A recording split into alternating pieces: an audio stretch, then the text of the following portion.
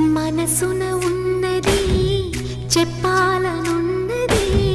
మాటలు రావే ఎలా